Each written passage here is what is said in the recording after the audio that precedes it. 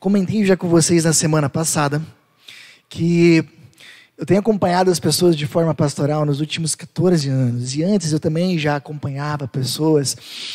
E eu sempre percebi que muitas vezes, realmente muitas vezes, as pessoas chegavam com dores e problemas que não eram coisas que estavam acontecendo naquele momento. Muitas vezes elas chegavam com problemas que tinham acontecido meses atrás, anos atrás, às vezes até décadas atrás, mas ainda doíam. E isso sempre me fez perceber que nós, de forma geral, isso inclui todos nós temos dificuldades de processarmos o passado de uma forma saudável. Isso é difícil para nós. E muitas vezes, alguns problemas vão se acumulando e ainda vão pesando para nós ainda hoje. Então, por isso que nós temos essa série, Quando o Passado Não Passa, que é justamente uma série para nos ajudar a lidarmos de forma mais saudável com as dificuldades, com os momentos difíceis que nós já tivemos, nos ajudando a processar isso de uma forma melhor.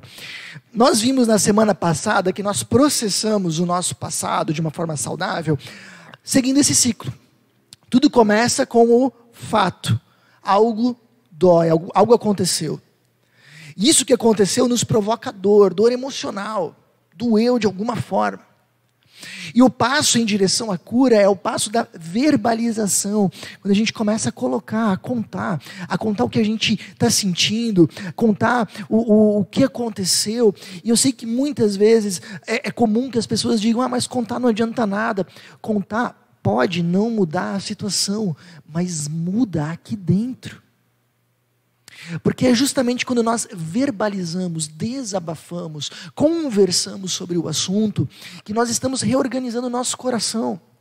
Ou talvez seria melhor dizer, enquanto nós conversamos, verbalizamos, Deus está reorganizando o nosso coração e nos ajudando a perceber quais são lições que nós precisamos guardar, quais são dores que nós precisamos deixar ir embora, onde perdão precisa ser liberado, onde realmente existe culpa, onde não.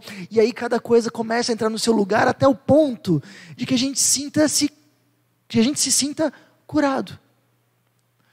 E entenda, ter um passado curado não significa que a gente não vai mais lembrar do que aconteceu, mas significa que a gente vai poder falar do assunto, pensar no assunto, recordar o assunto, sem que isso necessariamente nos doa. É como uma cicatriz, sabe? A gente tem às vezes marcas na nossa pele, né? Cicatrizes. Está lá a marca, a gente lembra o que aconteceu. Mas a gente pode ir na cicatriz, pode apertar ela e normalmente não dói. Se ela está cicatrizada, não dói mais. Da mesma forma. Semana passada nós também vimos que existem algumas coisas que podem impedir esse ciclo. Então, por exemplo, a negação, a gente nega a nossa dor, a gente tranca o nosso choro, a gente continua vivendo como se nada tivesse acontecido, a gente não fala sobre o assunto. Outra coisa que impede a gente de dar passos é o isolamento, ao invés de nós nos aproximarmos das pessoas que nos amam, ao invés de a gente dar passos na direção da nossa comunidade cristã, da nossa igreja, do nosso grupo de estudo bíblico, a gente se isola, a gente se retrai, a gente fica só na nossa, e aí a gente não verbaliza, a gente não fala, e novamente as coisas não vão para frente. Talvez até a gente se isola de Deus e nem na oração a gente expressa a dor que a gente está sentindo. Outra coisa que pode impedir isso, esse ciclo de caminhar, de andar, de fluir, é a vitimização e a amargura, ou mesmo o imediatismo, porque isso aqui é um processo que demanda tempo e diálogo. E muitas vezes quando a gente está no meio da dor, a gente quer a melhora logo, a gente quer para ontem. E às vezes a gente aborta o processo de cura antes. Não está funcionando, eu vou parar com a terapia. Não está funcionando, eu não vou mais falar sobre o assunto. Não está funcionando, eu não vou mais procurar um aconselhamento. Esses processos demandam tempo. E às vezes o nosso imediatismo aborta o processo de cura antes da hora. Bom, mas isso aqui, nós falamos na semana passada, né? O que nós vamos falar hoje? Quando a gente falou na semana passada sobre o processo de reorganização, a gente falou sobre quando coisas acontecem, mas que não são necessariamente culpa nossa nem de ninguém. São fatalidades que acontecem.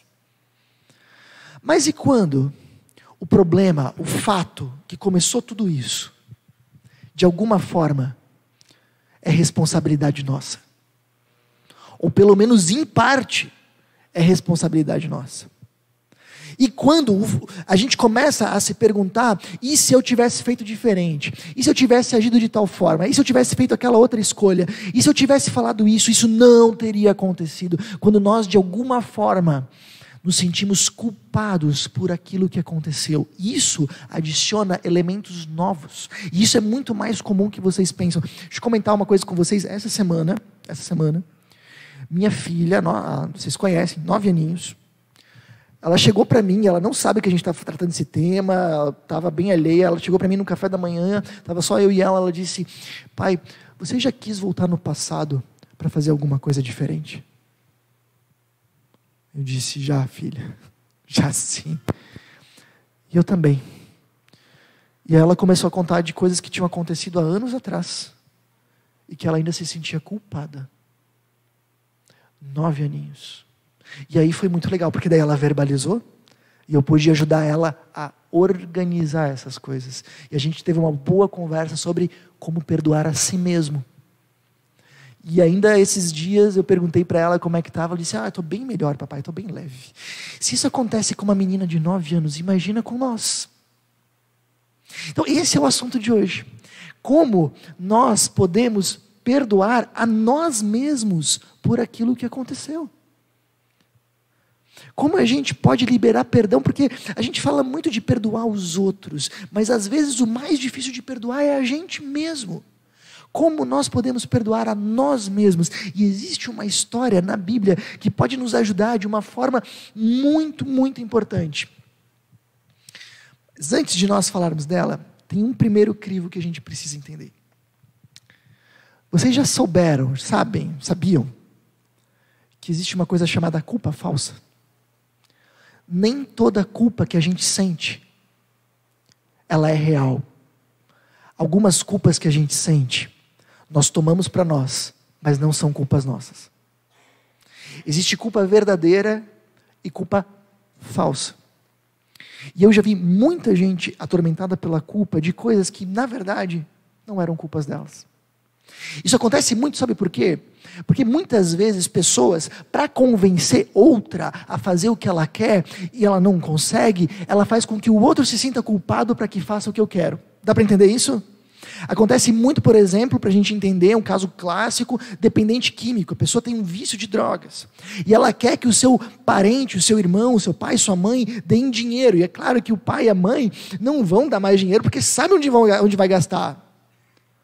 Mas aí o que um dependente químico normalmente faz? Faz com que o pai e a mãe se sintam culpados. Se você não fizer isso, eu vou me matar. Para quê?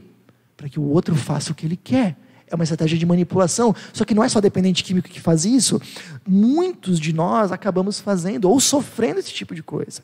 Não só isso. Às vezes nós nos sentimos culpados porque a gente não atingiu padrões da nossa cultura que na verdade são inatingíveis. Ou são muito difíceis, são para poucos. Ou às vezes a gente se sente culpado porque a gente tomou uma escolha, fez uma escolha lá atrás, sem saber exatamente onde isso ia dar. Porque quando a gente toma uma escolha, a gente não sabe exatamente qual vai ser a consequência disso. Mas a gente tenta fazer a melhor escolha com os elementos que a gente tem na mão, certo? Com aquilo que a gente conhece. E a gente faz a escolha, mas conforme o tempo vai passando, às vezes a gente percebe que foi uma má escolha. E aí a gente fica se perguntando, mas como é que eu fui escolher isso e não aquilo? É que a gente esquece que naquele momento a gente não sabe tudo o que a gente sabe hoje. Culpa falsa. Mas Jorge, como é que eu entendo, como é que eu posso saber se a culpa que eu sinto é falsa ou verdadeira? Um exercício. Analisa a tua consciência diante de Deus. Não diante das pessoas, porque daí a gente sempre vai estar devendo. Para alguém a gente está devendo. Não analisa a tua consciência diante de você mesmo, porque às vezes ela pode te enganar. Analisa a tua consciência diante de Deus. E se pergunta uma coisa. Eu descumpri algum mandamento de Deus? Nesse momento, por aquilo que eu me sinto culpado, eu fiz algo que vai realmente contra os princípios de vida do Criador? E se a tua resposta for, não, você não fez nada que quebra algum mandamento de Deus, então é culpa falsa. E você precisa repetir quantas vezes for necessário para você mesmo, Quando você se sentir culpado, repete para você mesmo dizendo: não é culpa minha. Não é minha responsabilidade isso. Agora, se você chegar à conclusão que sim, você quebrou mandamentos, você descumpriu mesmo a vontade de Deus, você pecou, você errou mesmo, analisando sua consciência diante de Deus, aí você está lidando com a culpa verdadeira. E para isso, sim, a gente vai ver a história de uma pessoa muito importante para nós nessa noite, chamada Pedro. Só para você entender, Pedro era pescador. E a história dele muda quando ele está pescando, e aí deu tudo errado na pesca, e ele ficou a madrugada inteira pescando, e ele não pegou nada. De repente apareceu um estranho na praia, e aí o estranho disse para o Pedro: Pedro, joga a tua rede mais uma vez. E o Pedro diz: não peguei nada a madrugada inteira, agora não tem mais peixe. Mas talvez o Pedro pense assim: não custa também, né? E ele joga. Ele pega tanto peixe naquela rede, mas tanto, que enchem-se 2 barcos quase a ponto de afundar. E aí o Pedro percebeu que ele não estava diante de uma pessoa normal, ele estava diante de um profeta, diante do Messias. E a primeira reação do Pedro é dizer: Senhor, se afasta de mim, porque eu sou pecador. Mas surpreendentemente, esse Messias diz para ele: vem e me segue. E aí a vida do Pedro muda. E ele começa a ver coisas e a ouvir coisas que ele nunca imaginou que seriam possíveis, e o seu coração se enche, e ele começa a amar cada vez mais esse mestre Messias, o Senhor Jesus. Mas acontece que no momento mais difícil, ele abandonou esse Jesus para morrer. Quando Jesus é preso e sentenciado à morte, Pedro o abandona, Pedro o deixa. E durante 3 vezes, pessoas perguntam para o Pedro se ele conhecia esse cara chamado Jesus, e ele nega terminantemente que sequer conhecia. Ele literalmente, a gente não pode suavizar para entender a situação, ele literalmente abandona o seu melhor amigo no momento mais crítico para morrer. Consegue imaginar isso? Ele abandona o seu melhor amigo no momento mais crítico para morrer. Isso Pedro faz. Mas Jesus o surpreende, e depois de morrer ressuscita, e agora é possível conversar com ele. Mas nesse momento, Pedro já tinha desistido. Ele acreditava que ele tinha ido longe demais para ser um discípulo, que ele já tinha abusado demais, que para o que ele tinha feito, isso não tinha perdão, isso não tinha salvação. E sabe o que o Pedro faz? Ele volta a fazer o que ele sabia, ele volta a pescar. E ele está pescando, e olha só, ele está pescando, e novamente ele passou a madrugada inteira e não pegou nada. Eu não sei, eu tenho desconfiança que o Pedro não era muito bom nesse assunto, porque, faz favor, né? Mas novamente ele não pegou nada. De repente surge um homem na praia, e essa pessoa diz para ele: joga mais uma vez a tua rede. Pedro já conhecia essa história, já viu esse filme. Ele jogou. De novo, encheram os barcos de peixe. Sabe o que ele faz? Ele percebeu que é Jesus. Sabe o que ele faz? João 21, versículo 7. Quando Simão Pedro ouviu que era o Senhor, vestiu a capa, pois havia removido para trabalhar, e saltou na água, e nadou desesperadamente, o mais rápido que ele podia, para chegar até Jesus. E aqui tem um ponto muito legal. Você percebe que eles viveram 2 vezes o mesmo milagre? Exatamente igual. Não pegou, milagre, pesca maravilhosa. Só tem uma mudança. Se você pegar o texto de Lucas 5 e de João 21, a primeira vez que isso acontece, a segunda vez só tem uma mudança. Na primeira, Pedro diz: Senhor, se afasta de mim porque eu sou pecador. Na segunda, Pedro, mesmo sabendo que é pecador, ele corre na direção de Jesus, porque agora ele conhece quem é esse Jesus. Naquela época, se acreditava que Deus é santo e justo. Realmente é, a Bíblia fala, Deus é santo e justo. A Bíblia também fala que o ser humano é pecador, e existe por isso uma divisão que nos protege, porque se nós entrássemos na presença de Deus, a santidade de Deus nos mataria. Por isso Pedro fala: se afasta de mim, eu sou pecador, se eu ficar na tua presença eu morro. Mas olha só a surpresa, quando esse encontro realmente acontece, e Deus vem, um Deus santo se encontra com os pecadores, Não é a santidade de Deus que nos mata, mas o nosso pecado mata a Deus.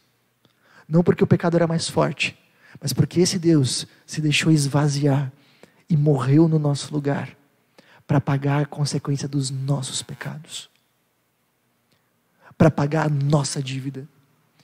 Existia uma penalidade para a nossa rebeldia e Ele vem e se deixa morrer no nosso lugar. Agora Deus, quando eu peco, não é alguém de quem eu corro, me afasto, é alguém de quem eu me aproximo, porque é ali que eu encontro perdão. E aí a gente entende mais uma coisa. Quando Jesus recebe a Pedro, olha só como ele o trata. Depois da refeição, né, eles comeram juntos. Jesus perguntou a Simão Pedro: Simão, filho de João, você me ama mais do que estes? Sim, Senhor, respondeu Pedro. O Senhor sabe que eu amo. Então alimente meus cordeiros, disse Jesus. Jesus repetiu a pergunta: Simão, filho de João, você me ama? Sim, Senhor, disse Pedro. O Senhor sabe que eu amo. Então cuide de minhas ovelhas, disse Jesus. Pela terceira vez ele perguntou: Simão, filho de João, você me ama? Pedro ficou triste, porque Jesus fez a pergunta pela terceira vez e disse: o Senhor sabe todas as coisas, sabe que eu amo. Jesus disse: então alimente minhas ovelhas, siga-me. Siga-me. O que a gente percebe aqui? Jesus, de forma nenhuma. O que vocês fariam se fosse vocês? Você parou para pensar nisso? Eu vou dizer o que eu faria se fosse eu. Eu ia dizer para o Pedro: e aí, Pedro? Agora me conta. Que história é essa de me negar? A gente não ia tentar tirar limpo? Cadê o cara? Cadê o cara que disse que ia morrer por mim? Cadê o cara? Hein? Você percebe Jesus fazendo algo desse tipo? Você percebe qualquer tom de cobrança? Você percebe qualquer tom de explicação? Não. Sabe por que não? Porque Jesus está lidando com uma dívida que já está paga, ela já foi paga na cruz. Essa é a ideia. Sabe, quem está se torturando nesse texto? Quem está se culpando? Não é Jesus, é o Pedro. Quem tá se martirizando nesse texto? Não é Jesus, é o Pedro. Jesus não castiga de forma nenhuma, nem humilha de forma nenhuma, nem constrange o Pedro. Quem está fazendo isso é ele mesmo. Sabe o que o Pedro está fazendo? Pedro está sofrendo por uma dívida que já está paga. Porque o sangue de Jesus já cobriu todo o pecado, inclusive a negação dele. Sabe, imagina o seguinte. Imagina que você está devendo... Hoje está alto, 10 milhões de reais. Você tem uma dívida de 10 milhões de reais. Só imagina comigo. Mas você não está devendo 10 milhões de reais para o banco. Você está devendo para um agiota perigoso, traficante, que diz: se você não pagar, eu mato tua família. E você está tentando pagar essa dívida. Só que o juro é tão alto que você paga, mas a sua dívida cada vez aumenta mais. E você já vendeu tudo e não tem mais como você pagar. E agora você pensa: ele vai matar minha família. E aí você começa a perder o sono por isso. E teria mesmo. E você começa a ficar consumido em preocupação, em culpa, em pensamentos ruins. Você se afunda cada vez mais em depressão. Seu emocional está por um fio. De repente, um amigo seu, que você conhece desde a infância, estudou com você na escola, que ficou rico, ficou sabendo da história. E sabe o que ele faz? Ele pagou sua dívida. Ele vai lá e diz: quanto é que está devendo? Tanto. Está aqui, tanto. E mais do que isso, ele ainda te dá mais 100 mil para você recomeçar. Você deve estar pensando: poxa, Jorge, me apresenta esse amigo aí, né? Seria bom conversar com ele. Imagina. Agora imagina que essa pessoa, que você, continua sofrendo. Continua perdendo a noite de sono. Continua acordando no meio da madrugada e pensando: como é que eu vou pagar essa dívida? Continua se afogando em tristeza e dificuldade, em preocupação. Faz sentido? Não. Qualquer pessoa que visse essa cena ia dizer: cara, por que você está tão preocupado com uma dívida que já está paga?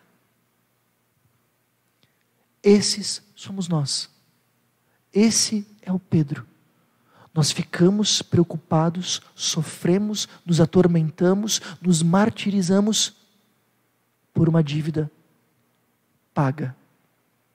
Porque Jesus pagou no nosso lugar. E quando nós cremos, nós ganhamos o perdão. Se você tem uma culpa real, será que essa não é a tua situação? Será que você não está sofrendo e se martirizando por uma dívida paga, e de repente Jesus está lá do teu lado dizendo: cara, deixa isso, querida, deixa isso, eu já paguei a tua conta, e pagou com o maior preço possível, o sangue do Filho de Deus. Tem como ser mais? Não. Agora, o que o Pedro faz é muito interessante. É o que a gente também tem que fazer. Você está se sentindo culpado? Corra até Jesus. Confesse. Sabe por quê? O que o Pedro não faz, Pedro não culpa ninguém, Pedro não se justifica, Pedro não bota a culpa no clima, Pedro simplesmente chega de mãos vazias diante de Jesus, chegue de mãos vazias diante de Jesus e diga: eu fiz isso. Sem justificativa, sem nada, eu fiz isso. Reafirme o seu amor. Eu acho muito lindo que Jesus pergunta 3 vezes para o Pedro se ele o ama. Por quê? Porque Pedro tinha negado 3 vezes. Para cada vez que ele negou, agora ele tem a oportunidade de reafirmar o amor dele por Cristo. Reafirme seu amor a Jesus. Eu errei, eu peço teu perdão, eu te amo, eu permaneço te amando, e eu quero continuar minha caminhada contigo. E depois siga adiante, confiando que a dívida já foi paga. E se de novo o teu coração te acusar, lembre disso, repita para você mesmo: minha dívida já foi paga com o maior preço da história. Vá adiante. E se isso bater no teu coração de novo, repita para você mesmo: minha dívida foi paga pelo maior preço da história. Eu não vou sofrer por uma dívida paga. Mas eu sei, às vezes a gente conhece o perdão de Jesus, mas é difícil a gente se perdoar da mesma forma. O que acontece? O texto vai nos ajudar nisso também. Olha só, é muito importante a primeira pergunta que Jesus faz para Simão Pedro: Simão, filho de João, você me ama, atenção aqui, mais do que estes? Porque a vida do Pedro, se você for ver nos evangelhos, ele sempre queria, parece que se destacar, ele queria ser o melhor deles, sabe? Jesus andou sobre a água, quem é o primeiro a pular do bote? Pedro. Jesus começou a lavar os pés dos discípulos, quem é o primeiro a protestar? Pedro. O primeiro a falar? Pedro. O primeiro a dar bola fora? Pedro. O guarda veio prender Jesus, quem é o discípulo que pega a espada e corta a orelha do guarda? Pedro. E a gente percebe sempre nele uma grande luta por se destacar, por merecer esse amor de Jesus, por merecer esse papel de discípulo. Não, eu vou fazer por merecer, eu vou ser o melhor desse pessoal aqui. E aqui Jesus está dizendo: você ainda se acha melhor do que os outros? E Pedro aqui, ele tem que dar uma guinada e dizer: é verdade, eu não sou melhor do que os outros. E por que isso é libertador? Porque o Pedro está percebendo, talvez pela primeira vez na vida, que ele é amado mesmo sem merecer, que ele é amado mesmo não tendo tido um bom desempenho, que ele continua sendo amado apesar dos seus erros. E olha só que lindo que Jesus está fazendo. Ele está pegando uma pessoa, acompanha aqui comigo, que se sentia tão culpado, que tinha voltado a pescar, como quem diz: não sirvo mais para ser discípulo, vou voltar a pescar. E o que Jesus faz? Jesus simplesmente revive todo o chamado dele, exatamente, ponto a ponto. Ele chama de Simão, que era o nome que ele tinha primeiro, ele refaz a pesca milagrosa, ele depois fala: siga-me. Sabe o que Jesus está dizendo para o Pedro? Isso é muito forte. Pedro, se fosse para voltar ao início, mesmo sabendo o que eu sei, eu te chamaria de novo. O que Jesus está dizendo para ele é: Pedro, eu nunca amei o Pedro que você quis ser, eu sempre amei o Pedro real. Eu nunca amei o Pedro que você tentou ser. Eu nunca amei a máscara que você tentou vestir. Eu sempre amei o Pedro de verdade. E lá no começo, quando eu te chamei, eu sabia que você ia me negar, eu sabia que você tinha suas fraquezas e seus erros, te chamei do mesmo jeito porque eu te amo. Sabe, Jesus está dando a chance única para Pedro de entender que o amor dele é incondicional e imerecido. Você sabe o que é isso? Amor incondicional e imerecido. E é com o mesmo amor que Jesus nos ama. Deixa eu explicar isso para vocês com uma história nossa. Alguns meses lá atrás, um dos nossos filhos desobedeceu. E aí deu aquele momento tenso de correção, de consequência, de choro, de briga, de acusações, né? dele brabo. E depois que passou a tormenta, eu lembro bem, esse nosso filho estava no quarto, bem triste, porque depois que eles ficam brabos conosco, eles costumam ficar brabos com eles mesmos. Ele estava naquele momento decepcionado com ele mesmo, envergonhado por aquilo que ele tinha feito. E sabe qual foi o problema? É porque eu já tinha dito para ele que eu perdoava ele. Eu já tinha dito para ele que eu continuava o amando, mas ele continuava lá triste. E eu estava na sala, pensando, o que eu posso dizer para que ele se sinta amado por mim? E aí eu tive uma ideia. Fui até o quarto, olhei bem nos olhinhos, pedi para olhar para mim, e eu disse bem assim: filho, se fosse para mim escolher entre todos os meninos do mundo para ser meu filho, eu escolheria você. E com isso eu queria dizer para ele, eu não escolheria um menino mais obediente. Eu não escolheria um menino mais comportado. Eu escolheria ele. Eu quero ele, eu amo ele. Quando eu falei isso para ele, disse, se eu pudesse escolher qualquer menino do mundo para ser meu filho, eu escolheria você, de novo, todas as vezes. Ele arregalou o olho e me abraçou. Aquele abraço apertadinho, sabe? E aí eu entendi. Ele entendeu o perdão. Ele entendeu o amor. Saber que nós somos completamente amados por Deus é o que vai fazer com que o perdão de Jesus faça sentido para nós. A gente vive num sistema de merecimento. Tudo a gente tem que fazer para merecer, né? Trabalho, tudo, né? E quando a gente erra, o que a gente tenta fazer? Compensar. Vou compensar isso aí. O que Jesus está fazendo com Pedro e faz conosco é nos mandar para um outro, numa forma de pensar. A base não é mais o merecimento, é a graça. Você é amado sem merecer, de forma incondicional. E quando você errar, você não precisa compensar. Você é perdoado. De repente a gente também é, que nem esse meu filho. A gente erra e fica lá se sentindo culpado.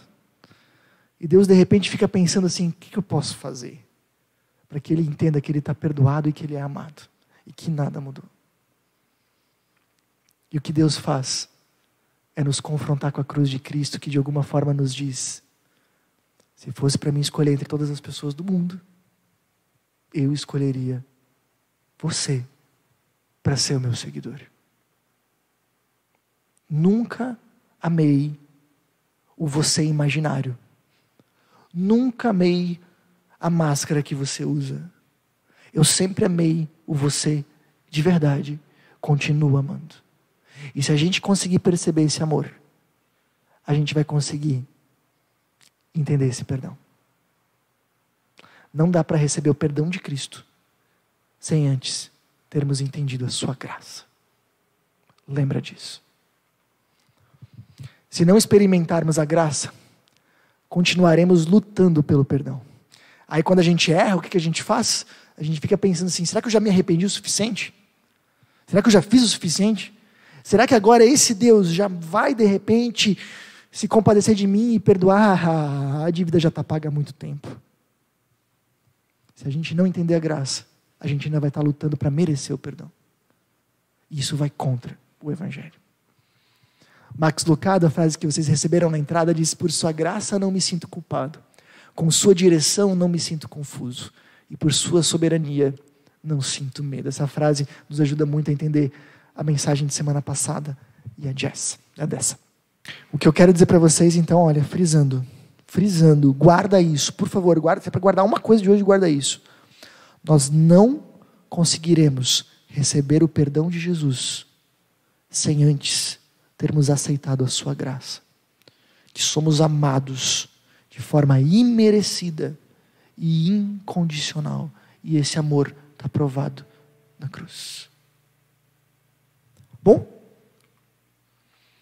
para a gente fechar, tem um ponto que eu não poderia deixar de falar. Como é que Jesus termina? Ele diz: você me ama? Sim, te amo. Então cuida dos meus cordeiros. O que Jesus está dizendo para o Pedro é algo do tipo assim: Pedro, você é mais que um pescador. Pescar é muito bom, mas eu quero que você seja um seguidor meu. Eu quero que você use seus dons para que outras pessoas conheçam o meu amor e o meu perdão. Eu quero que você use seus dons para que mais pessoas sejam despertadas à fé. Sabe, gente, a base de tudo é a graça. Quando nós erramos, nós temos perdão, mas isso também traz sentido para nós. Diante do perdão e do amor de Deus, nós somos chamados a o seguirmos e a sermos instrumento de transformação nas mãos deles para outros. Talvez o que Jesus estaria dizendo para nós, da mesma forma, seria: você é mais que um advogado, que um marceneiro, que um contador, que um médico. Eu te chamei para ser meu seguidor e a fazer parte da transformação de vidas, ajudando outras pessoas a conhecerem o meu amor e o meu perdão. Eu tenho algo mais útil para você, para cada um de nós. Receba um amor, abrace o perdão e siga esse caminho de vida para você. Que tal avaliar? Você tem carregado culpas falsas que precisam ser deixadas? Pensa nisso. Você tem sofrido para pagar uma dívida que já está paga? Você está se atormentando de repente por uma dívida que já está paga? Ou ainda, você tem se esforçado para merecer a aceitação de Deus que você já tem? Decida receber o perdão de Cristo. Decida confiar no seu amor imerecido. O que Ele tinha para fazer, Ele já fez. Agora é você confiar nisso. Decida conduzir outras pessoas a receber o seu perdão e a sua graça. Eu tenho 2 recados rápidos para você que tem acompanhado as nossas mensagens. Primeiro, eu queria muito te encorajar, se for possível, a você participar dos nossos encontros presenciais. É uma forma de nós podermos nos conhecer e de você poder aprender ainda mais com a gente. Segundo recado, se você deseja contribuir financeiramente com a nossa comunidade, todos os nossos dados bancários estão aparecendo agora na sua tela. Essa é uma forma importante de você nos ajudar a espalhar ainda mais a mensagem de Jesus para fazer a diferença no coração de ainda mais pessoas. Pense nisso. Até a próxima!